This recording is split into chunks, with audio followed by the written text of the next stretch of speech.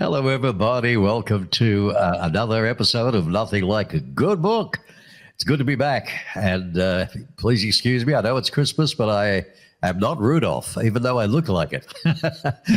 That's a few treatments going on there right now, but hopefully it'll be all gone soon. So allow for that. Nothing Like a Good Book, dedicated to authors. Of course we are. We discover your book. We promote your book. And we help you sell your book. That's what's important. And you can visit nothinglikeagoodbook.com, and it's all about it in there.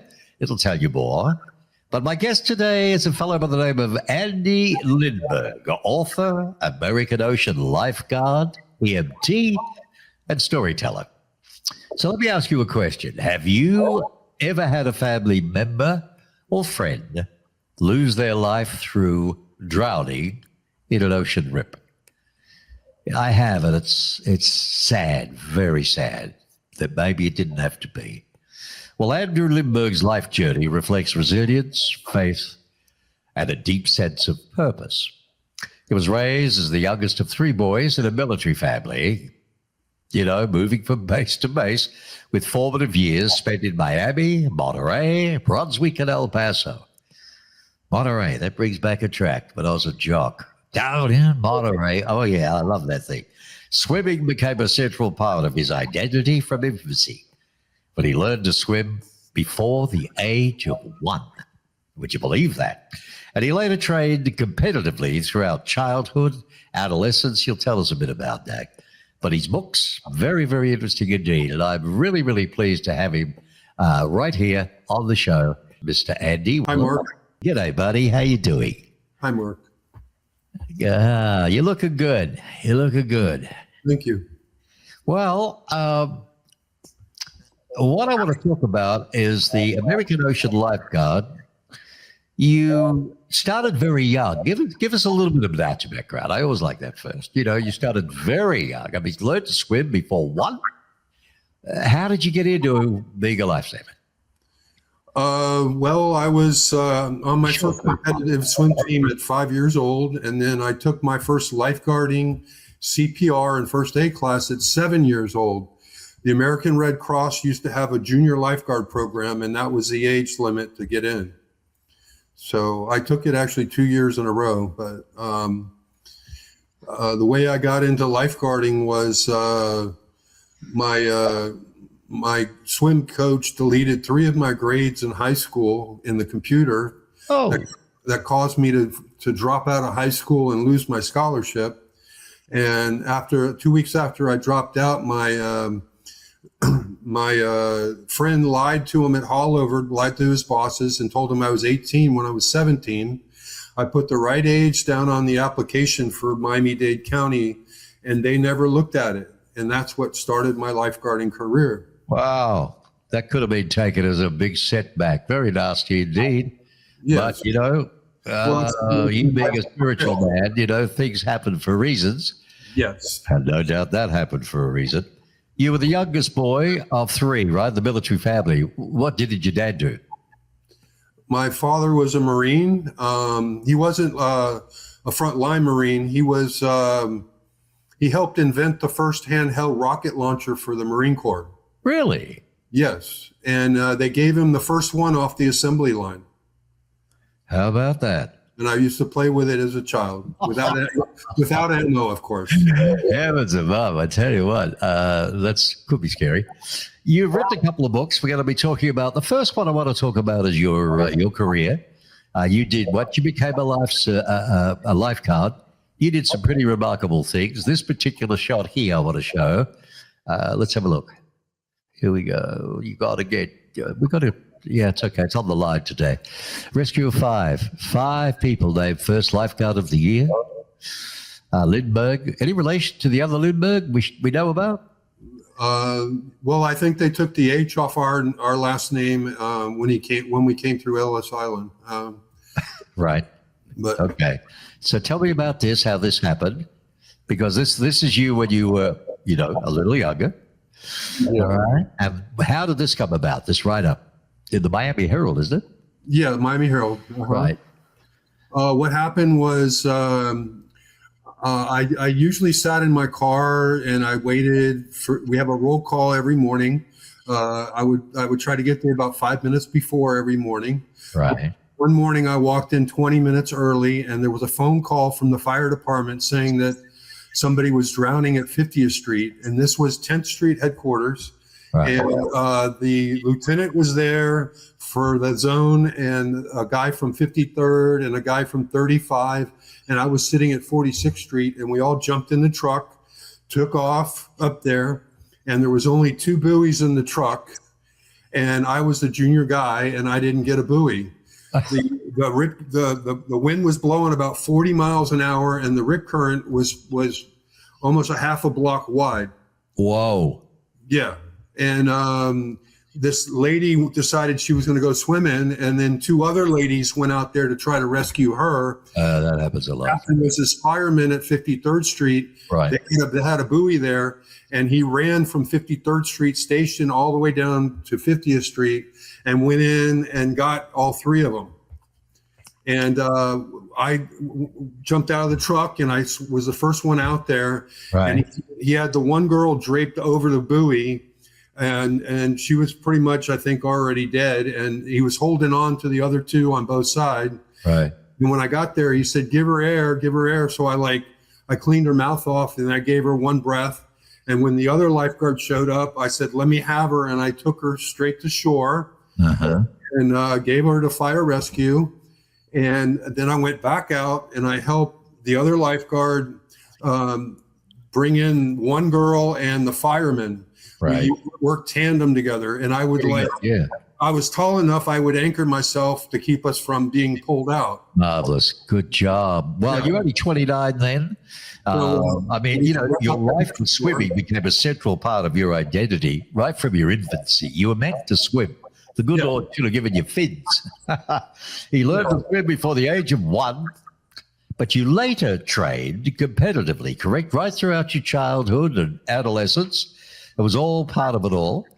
But what I want to understand now is how did this come about? This was your first book. It's called Life is Not Fair. Okay? And that looks like a lifeguard there on a lifeguard station on the beach, correct? That's 3rd Street Tower, yeah. 3rd Street Tower. Right.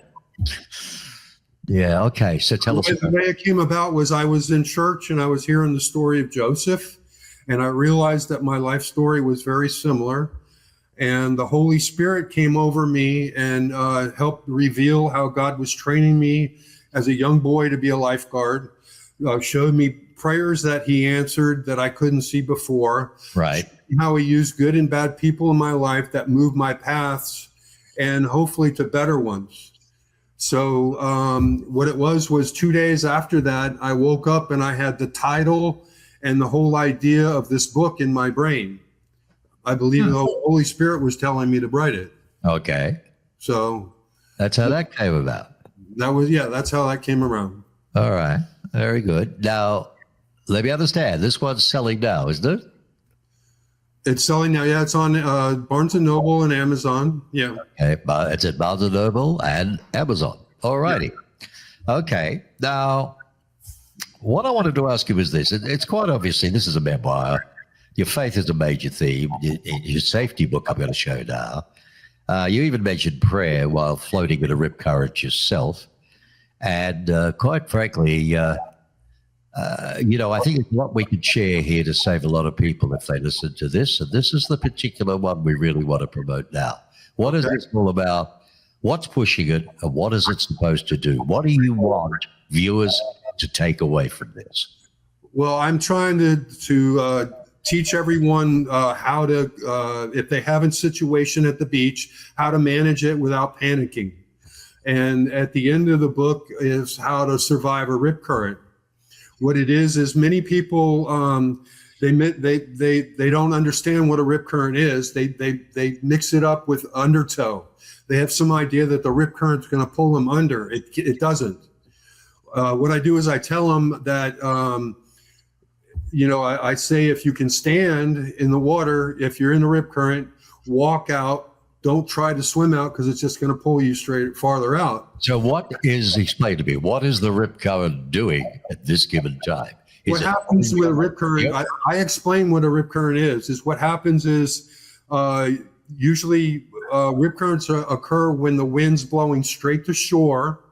The stronger the wind, the stronger the rip current, because what it is all that water comes to shore and it needs some place to escape. Okay. Right. And it usually, if it finds a deeper channel to go out, and what it does is it just takes the water out that's in there out. Okay. And basically the way you survive is you need to just not panic and roll over on your back and float, which will give the lifeguards time to get to you.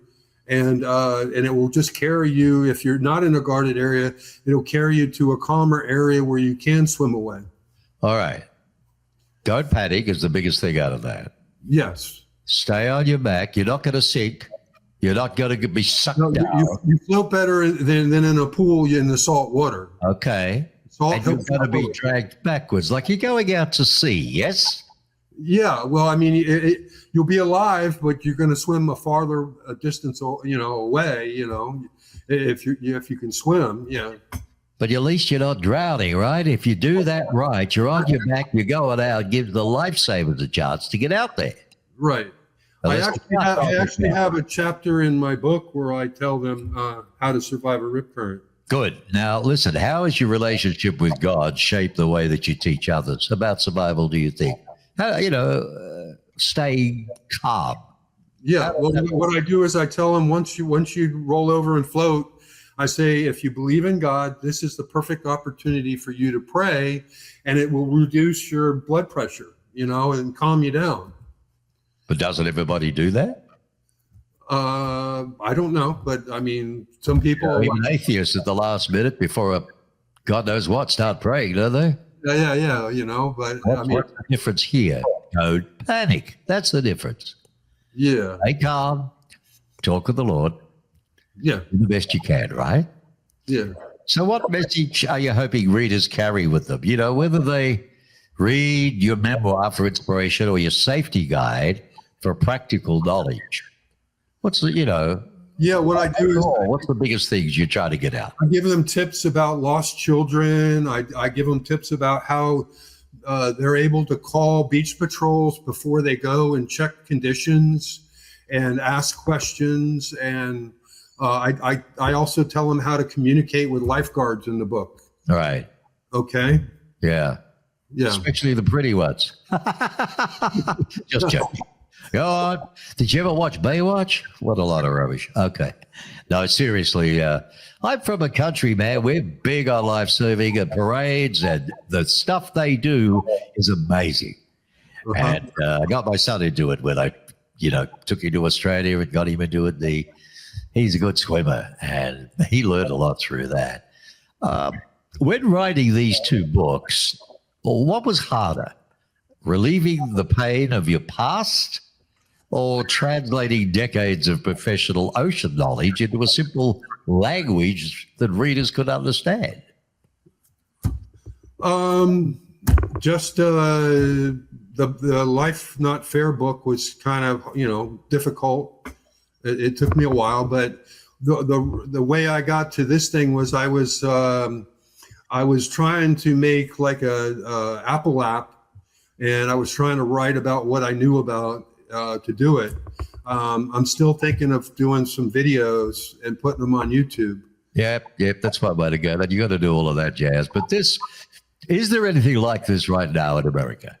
No. I looked up on YouTube, and there's only 1 3-minute video of safety tips by the American Red Cross, and it doesn't tell you anything. I don't get that. This is the land of promotion.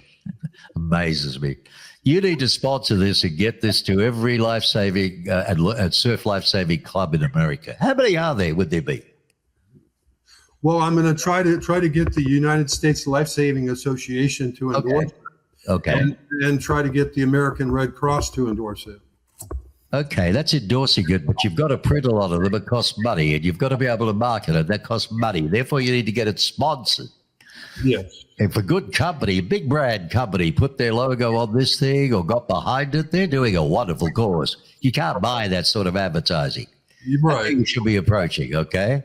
For over 50 years, Daniel Roth has lived for that moment. A two-time Grammy Award winner, former publisher at Simon & Schuster, and executive at HarperCollins, he's helped countless writers turn ideas into art. Whether it's a novel, a screenplay, or a documentary, Daniel brings the experience of Hollywood and publishing together, helping creators find the story that truly connects. Now he's sharing that passion, teaching, guiding, and inspiring writers of all ages to make.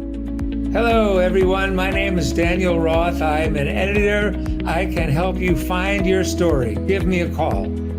Now, your book does show, how faith wasn't always steady. There were moments you drifted, excuse the pun. What turns your heart back to God for good? Oh, I found and lost my way many times, but what it was my ex-wife abandoned me. She drove off with my 8-year-old son. And when I saw that, I looked hard at my life, and Right. I said, well, living by my ways doesn't do me so well. So I decided to turn back to God. And my first idea in my brain was remember the Sabbath and keep it holy. So I was praying for God to show me a good church. And on my breaks at work, I was listening to a song by Styx called Show Me the Way. And I kept praying, show me the way, God. And I wanted to find another girl, but I didn't want to look in a bar, and I didn't want to look on the beach. So I tried this christianmingle.com for a month. I met this one girl who was a traveling nurse going to U of M to be an anesthetist. Right. And I attended nursing school many years ago, but we had that in common.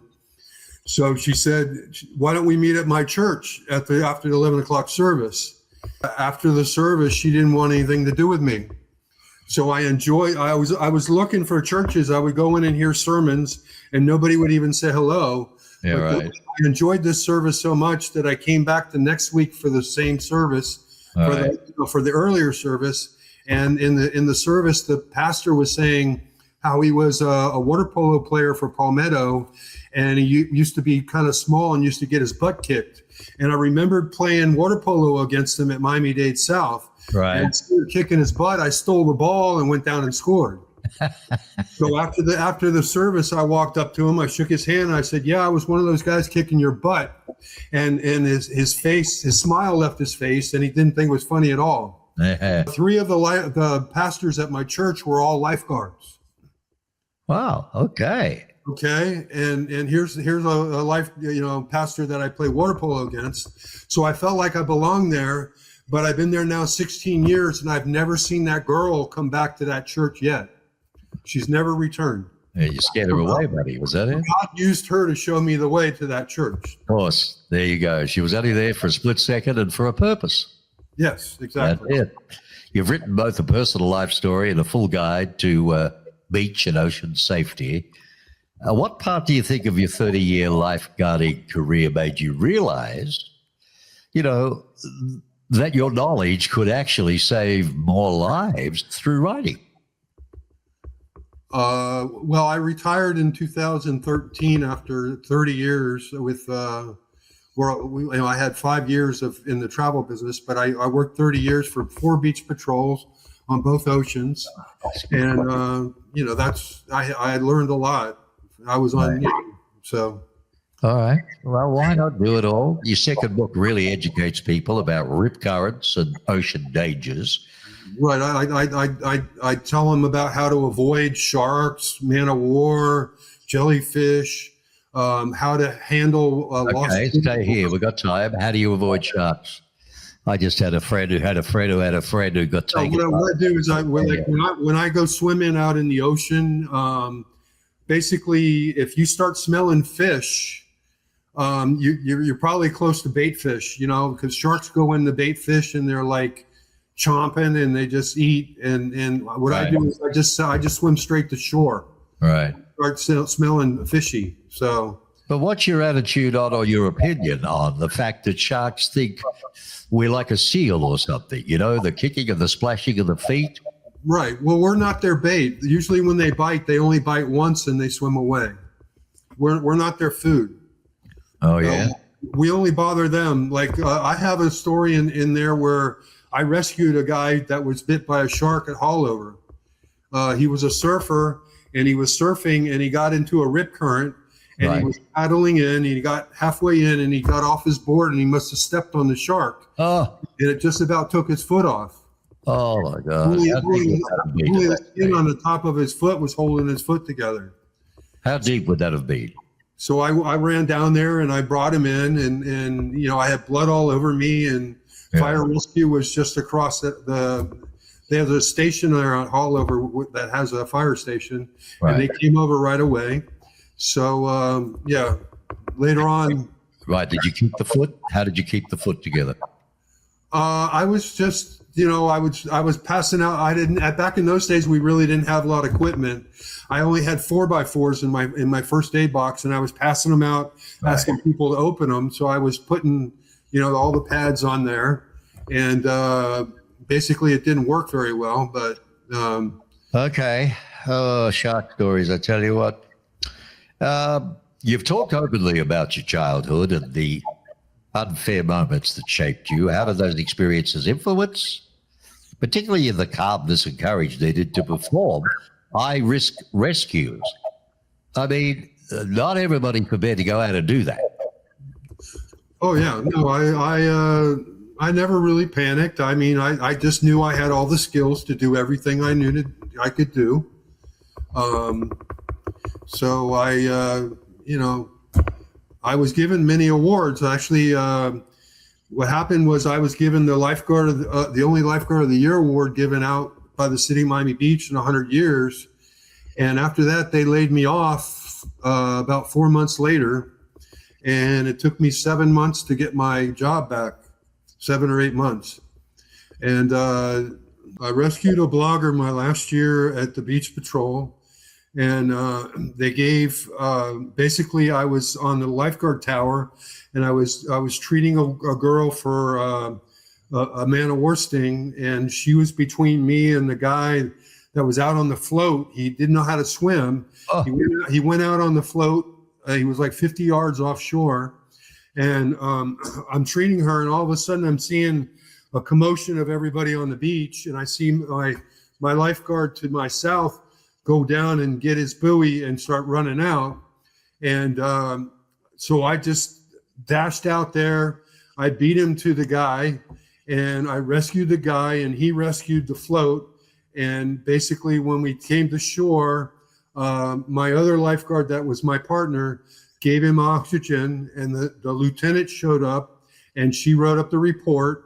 And eventually he wrote a blog about it.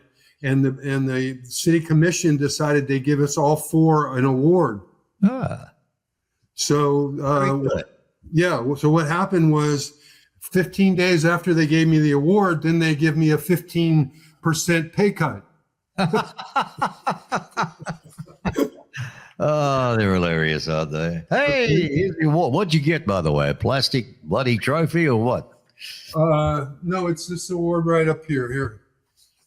Oh, at least nice. Okay, it's on the wall. Nice plaque. Certificate of Grab hold of it. Is it easy to come off? Or have you got a blue tack? Is it easy to come off the wall? Yeah, I'll get it. Okay. Show it up close here, buddy. You earned that. Good on you. Wow, nice gold logo. Just move it a little bit. It's flaring. Just okay. Oh, look at all the signatures, all the heavies. Certificate of recognition. Yeah. Lifeguard Andrew Lindberg. Good on you. Was worth $15 cut. Yeah, we were having problems with our city manager throughout a lot of my career there, with contract negotiations and stuff. Right. And what happened was when they laid me off after I got back, we were going through some issues with the city, and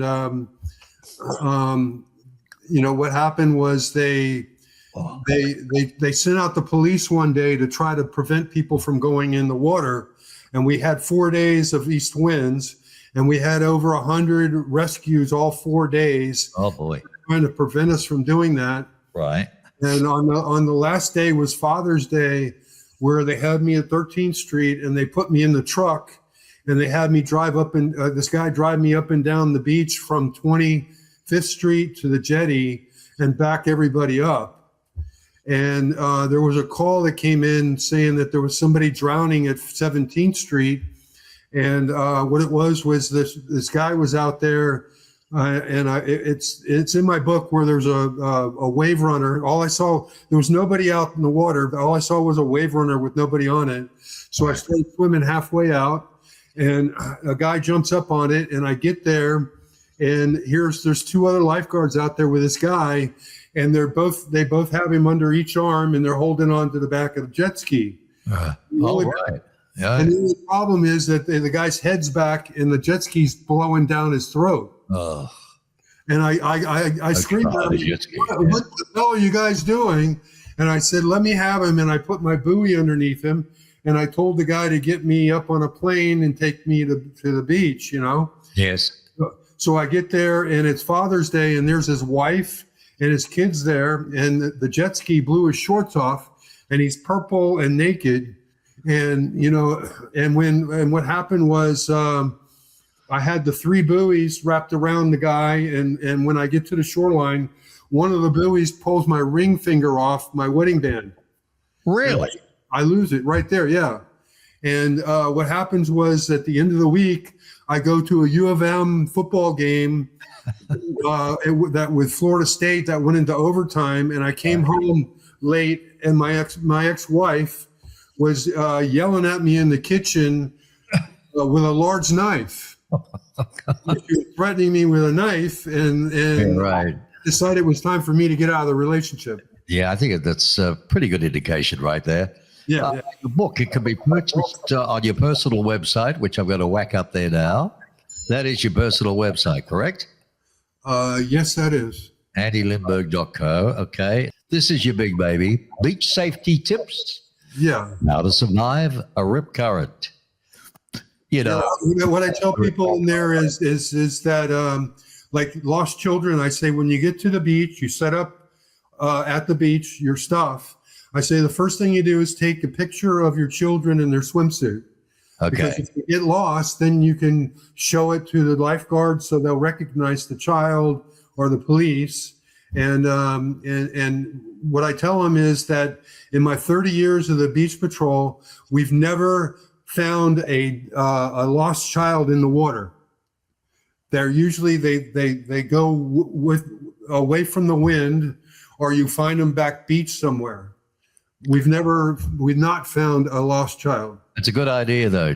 With these days, with everybody's got phones stuck in their face all the time. So, hey, you've got one of your child. Take it right there at the beach, exactly what they got dressed in, not a past picture, what they got today, how they look today, right in front of you, just in case they wander off. Listen, we've got to go.